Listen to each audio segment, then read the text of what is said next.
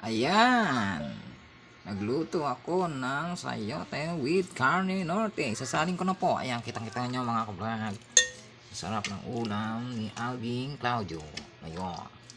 Dahil nagsawa na ako sa manok at baboy at isda. Dito naman tayo sa gulay ngayon mga kablog. Sarap po. Ayan, sayote. Gusto nyo ba mga kablog? Alright.